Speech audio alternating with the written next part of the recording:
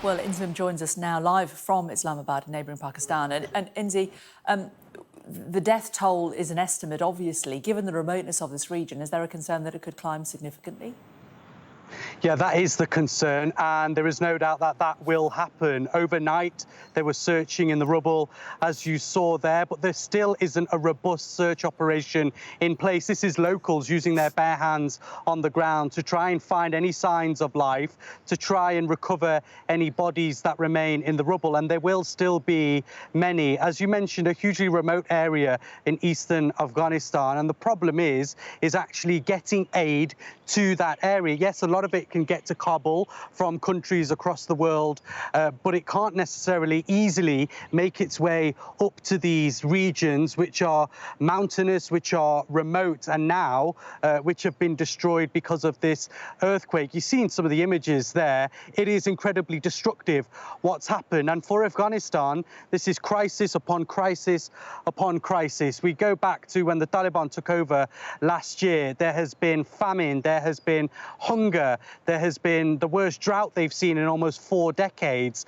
Financial sanctions put on by the United States, by the UK and other countries has meant that this country is amongst some of the poorest in the world. And now this destructive earthquake has meant that the Taliban, the government, the authority in charge there simply don't have enough infrastructure in order to deal with such a natural disaster. It's why they've put a huge plea out to international authorities to come along to help and to send as much aid as possible. Today we have seen some action, some aid dripping through.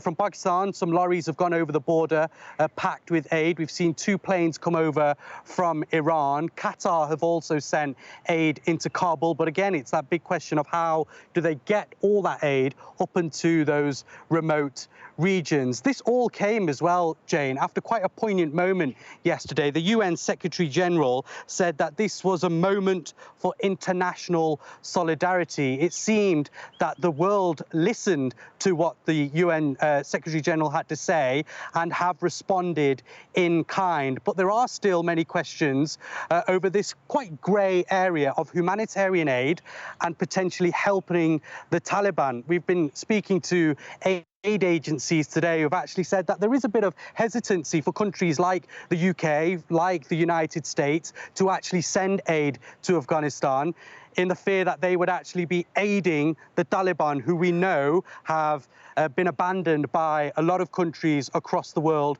over the last year. They have rejected a lot of notions from big countries like the United States, like the UK, and that's why some of those sanctions had been put in place. But at the bottom line, there are people struggling and suffering in these remote parts of East Afghanistan, and they need aid, and they need it quickly. OK, Inzi, thanks very much for that.